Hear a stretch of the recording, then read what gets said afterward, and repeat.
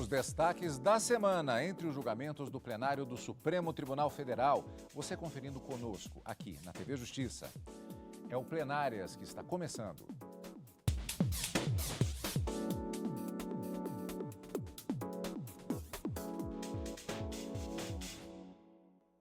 Hoje com os principais momentos das sessões dos dias 10 e 11 de maio de 2023. Karina, quarta e quinta-feira, marcadas também por pronunciamentos, por discursos e também por eventos até que são fora do plenário, mas que nós vamos acompanhar nessa edição tudo certinho em relação aos acontecimentos da semana. Mas especificamente com relação ao plenário, podemos dizer que do ponto de vista jurisdicional, ou seja, de dizer o direito aos julgamentos, dois destaques.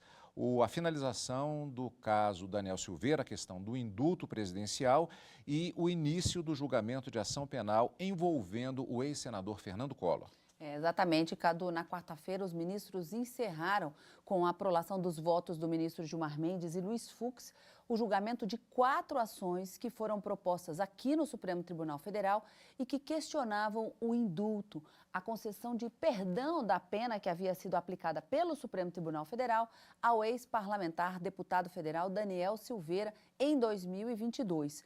O indulto individual havia sido concedido justamente com um argumento de que, após a condenação pelo Supremo por violação, pelo crime de ameaça ao Estado Democrático e coação no curso do processo, teria tido como consequência uma comoção nacional que justificaria a edição do decreto de indulto para o parlamentar. Mas os ministros, por maioria, entenderam que essa comoção nacional era um argumento inverídico, que houve um desvio de finalidade na utilização pelo presidente da República, que, embora a Constituição autorize o presidente a fazer a concessão desse indulto, teria havido um desvio de finalidade, não teria havido um interesse público para justificar e que, portanto, deveria ser declarado inconstitucional, e assim o foi. Portanto, esse decreto ele é nulo de pleno direito, porque é absolutamente contrário à Constituição, e o julgamento, como eu disse, foi encerrado na sessão da quarta-feira. E ainda na quarta-feira, houve o início do julgamento de uma ação penal que antes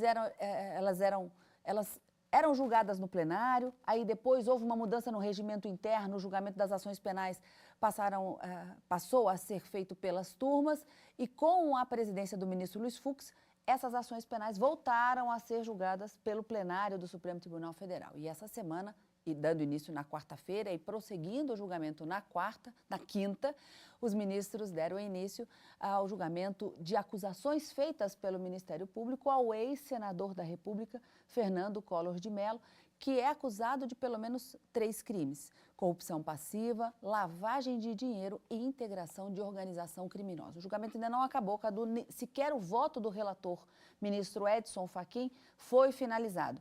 Ele disse que tem um voto longo, são aproximadamente 200 páginas, e ele já fez a análise sobre as acusações envolvendo corrupção passiva. Agora está na parte da lavagem de dinheiro, mas ainda tem muito voto a ser prolatado, e a expectativa é de que na próxima semana isso seja retomado, conforme disse a ministra Rosa Weber. E vamos continuar acompanhando, Karina, vamos acompanhar ao vivo no Direto do Plenário e, claro, aqui no Plenárias. E a gente também confere destaques do plenário virtual.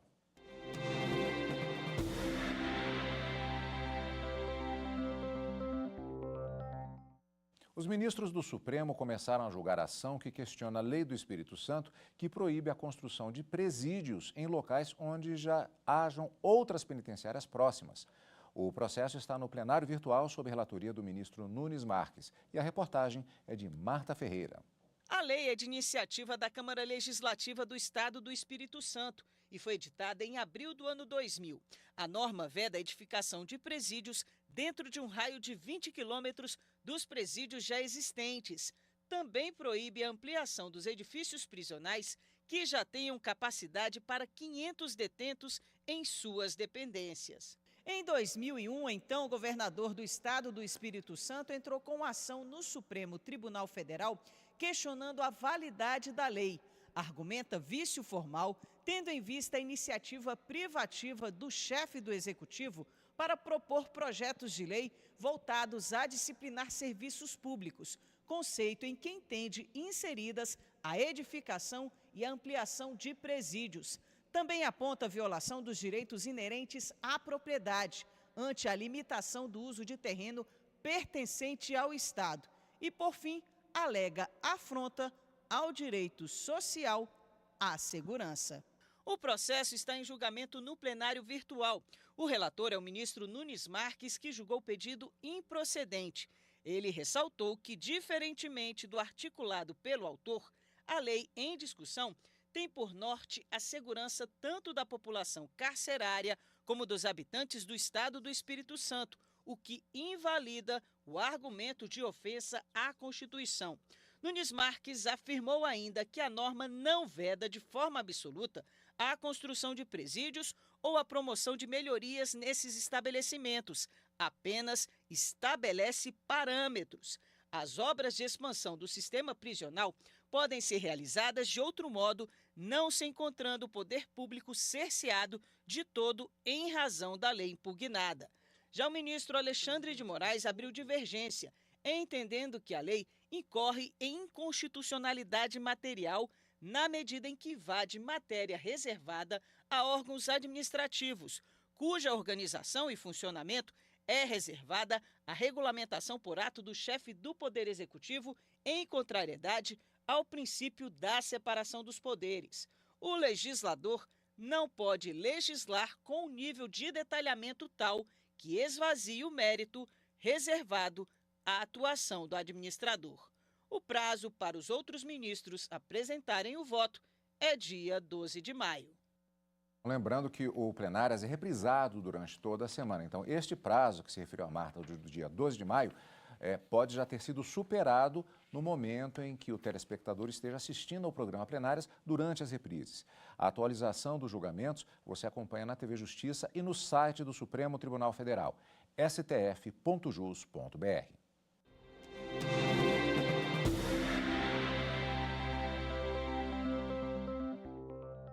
E agora vamos para o plenário presencial, sessões de quartas e quintas-feiras. Na pauta da quarta-feira, dia 10 de maio, há a perspectiva da retomada e finalização pelo Supremo Tribunal Federal do julgamento de 4 ações apresentadas pelo PDT, Rede, PSOL e Cidadania contra o indulto concedido pelo ex-presidente Jair Bolsonaro ao ex-deputado federal Daniel Silveira. Os partidos alegando que o perdão da pena violaria os preceitos constitucionais da impessoalidade e da moralidade. A repórter Evne Araújo tem mais informações sobre como estava o andamento do processo antes do retorno ao plenário para a finalização. Daniel Silveira foi condenado pela corte a pena de 8 anos e 9 meses em regime fechado pelos crimes de ameaça ao Estado Democrático de Direito e coação no curso do processo. Também foi condenado à perda do mandato, à suspensão dos direitos políticos e ao pagamento de multa de R$212 mil. Em abril do ano passado, um dia depois da condenação, o ex-presidente Jair Bolsonaro assinou um decreto que concedeu o perdão da pena do ex-deputado. Na prática, o decreto de indulto individual extingue a pena de prisão e o pagamento de multa, mas mantém a inelegibilidade e a perda do mandato. 4 partidos políticos questionaram a medida. O julgamento no Supremo Tribunal Federal analisa se o indulto é válido e se pode produzir efeitos, uma vez que foi dado antes do caso estar definitivamente finalizado. A relatora das ações é a presidente da Corte, ministra Rosa Weber.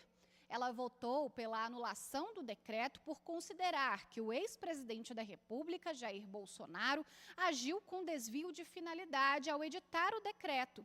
Segundo a ministra, o ato foi editado sem observar o interesse público, mas com o único objetivo de beneficiar um aliado político do ex-chefe do Executivo Federal. O plenário já formou maioria para derrubar o decreto que concedeu o indulto individual a Daniel Silveira. O ex-parlamentar, inclusive, está preso desde fevereiro por determinação do ministro Alexandre de Moraes, porque desrespeitou medidas cautelares enquanto aguardava o julgamento no STF. E na sessão da quarta-feira, dia 10 de maio, o plenário do STF estava se esperando a apresentação apenas dos votos do ministro Luiz Fux e Gilmar Mendes.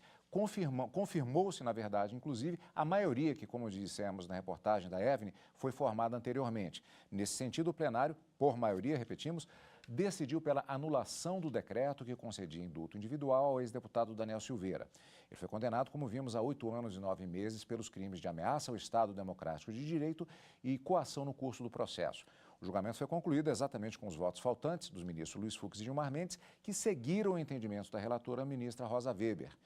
Totalizando, por 8 votos a 2, a Corte entendeu que o decreto é inconstitucional por desvio de finalidade, porque o ato foi editado sem observar interesse público, mas com o único objetivo de beneficiar um aliado político do ex-presidente Jair Bolsonaro. Daniel Silveira está preso desde fevereiro por não cumprir medidas determinadas pelo próprio STF. Karina, quando antecipávamos justamente essa reportagem no início do programa, falamos a respeito de uma comoção que teria sido causada, e esse foi um dos argumentos utilizados pela defesa, que teria havido uma comoção nacional. Na verdade, uma comoção social foi o argumento apresentado e que não convenceu os ministros. Esse foi o fundamento, inclusive, do próprio indulto para justificar a sua edição, que após a condenação teria havido essa comoção social e não nacional, como eu disse logo no início do programa, e que o deputado teria apenas se utilizado da liberdade de expressão. Mas isso foi rebatido no plenário do Supremo Tribunal Federal por vários ministros durante os votos, e eu me recordo, Cadu, na semana passada, quando o ministro Luiz Roberto Barroso foi proferir o seu voto, e ele lembrava trechos da fala do ex-deputado para dizer que não há liberdade de expressão quando se ameaçam, principalmente, não só os ministros do Supremo, mas quando se envolve ameaças a outras pessoas. Então, isso não tem liberdade para servir como fundamento para a edição do indulto. Então, que os atos praticados por Daniel Silveira, ex-parlamentar federal, assim como que acabou sucedendo da condenação do Supremo Tribunal Federal, não foi uma simples liberdade de expressão, um simples comentário, alguma coisa banal. Não, ele cometeu efetivamente crimes reconhecidos pelo Poder Judiciário, e isso não poderia ser motivo para essa comoção social a justificar o indulto. Então, os ministros entenderam que não houve comoção social, esse fundamento deveria ser descartado, não houve interesse público, e, portanto, estaria sendo desviada a finalidade do indulto apenas para beneficiar um aliado político do ex-presidente Jair Bolsonaro e que, portanto, deveria ser anulado por absoluta inconstitucionalidade. Foi essa a conclusão. O ministro Luiz Fux, ao votar na quarta-feira, ele disse que esses crimes praticados teriam natureza de crimes políticos e que, portanto, não poderiam ser indultados, sequer anistiados, nem mesmo uma lei de anistia poderia salvá-lo. O ministro Gilmar Mendes foi o último a votar, também concordou com os fundamentos trazidos pela ministra Rosa Weber, relatora de todas essas ADPFs, e viu que não havia qualquer motivação para a decretação desse indulto. Então, como você disse, por 8 votos a 2, considerando que o ministro Lewandowski já se aposentou e aí, portanto, não votou, ainda não teve a sua sucessão, o 11º ministro ainda não foi nomeado para suceder à vaga deixada pelo ministro Ricardo Lewandowski, nós tivemos esse placar de 10 votos, 8 no sentido de declarar a inconstitucionalidade do indulto e 2 apenas entendendo que o Poder Judiciário não poderia se intrometer em razão da discricionariedade que a Constituição garante ao presidente da República em editar esses decretos de indulto. Mas a maioria, portanto, entendeu que é inconstitucional, anulado, portanto, esse perdão que havia sido concedido pelo ex-presidente Jair Bolsonaro ao ex-deputado federal Daniel Silveira. Karina, e ainda na própria sessão da quarta-feira, dia 10, o Supremo iniciou o julgamento da ação em que o ex-senador Fernando Collor e outros 2 réus são acusados de lavagem de dinheiro, corrupção passiva e integração de organização criminosa. A reportagem é de Marta Ferreira. O ex-senador Fernando Collor foi denunciado pelo Ministério Público Federal em 2015. O caso envolve o desvio de mais de 30 milhões de reais em recursos da BR Distribuidora, empresa da Petrobras. Isso teria ocorrido entre 2010 e 2014 e foi alvo de investigação da Operação Lava Jato. A denúncia foi analisada pela 2ª turma do Supremo Tribunal Federal, que em agosto de 2017 recebeu parte da denúncia contra Fernando Collor nos termos do voto do relator, o ministro Edson Fachin. O ex-senador e outros 2 envolvidos são acusados de corrupção passiva, lavagem de dinheiro e integrar organização criminosa. Agora, o plenário do Supremo vai decidir se foram comprovadas as acusações e se ele deve ser condenado. Na semana passada, o relator, ministro Edson Fachin, negou o pedido da defesa que pretendia que a ação penal não fosse julgada pelo Supremo, uma vez que Collor não é mais senador da República. Na primeira sessão de julgamento dessa ação penal foi feita a leitura do relatório pelo relator, ministro Edson Fachin. Na sequência, houve a manifestação da PGR. A subprocuradora-geral da República, Lindor Araújo, sustentou que, no caso, restaram devidamente demonstradas a materialidade e a autoria da infração de corrupção qualificada, praticada por Fernando Collor e os outros envolvidos. Assim, pediu a condenação dos três, além do pagamento de cerca de 59 milhões de reais por reparação de danos morais e materiais. O julgamento foi retomado na sessão da quinta-feira. É o que nós vamos conferir depois do intervalo aqui no Plenárias.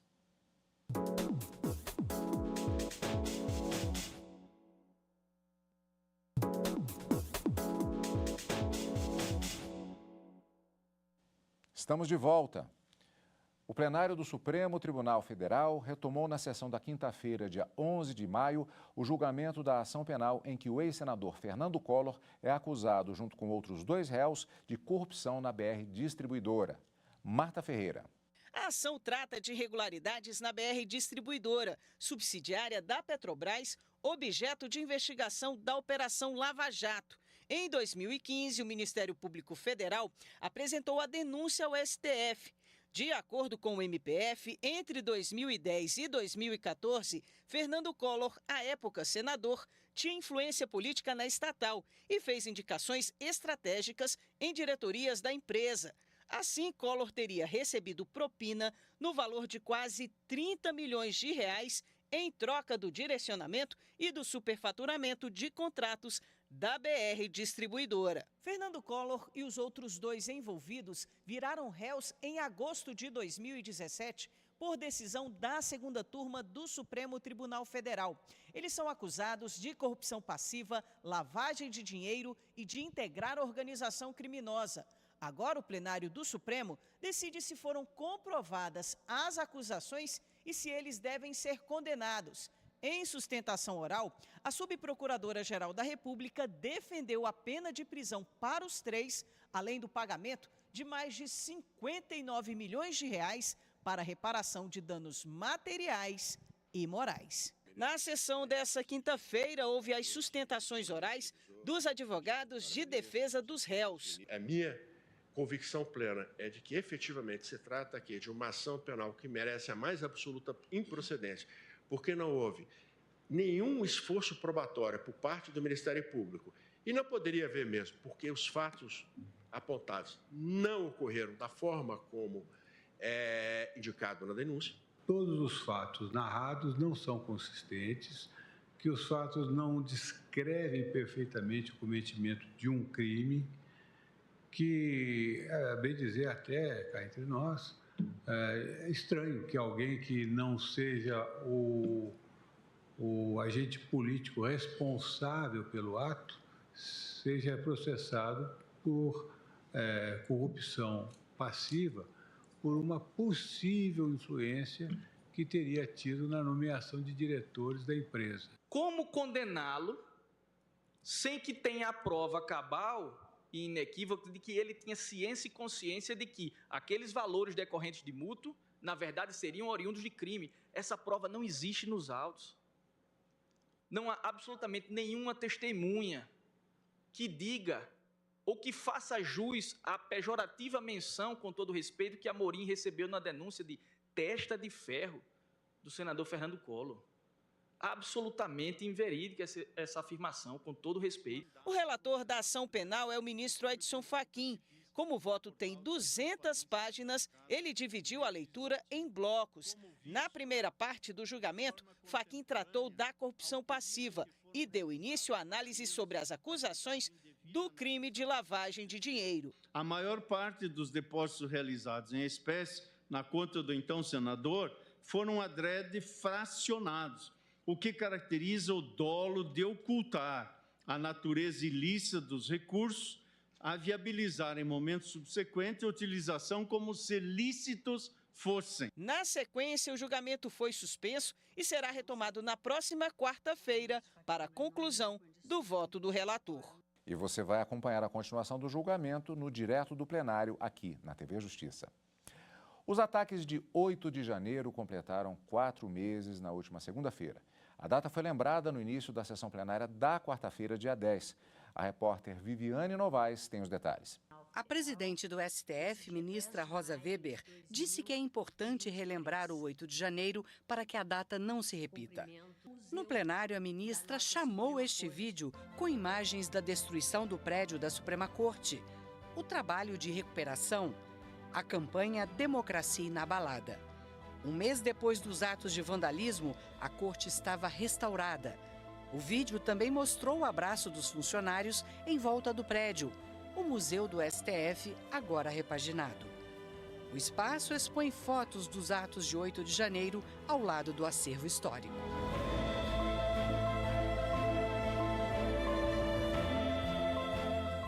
Rosa Weber cumprimentou os funcionários que trabalharam pela recuperação do prédio. Eu cumprimento de público o quadro funcional do Supremo Tribunal Federal, que produz obra desta qualidade, sobretudo, relembrando o que passamos, mas também com a eficiência do restauro que se fez.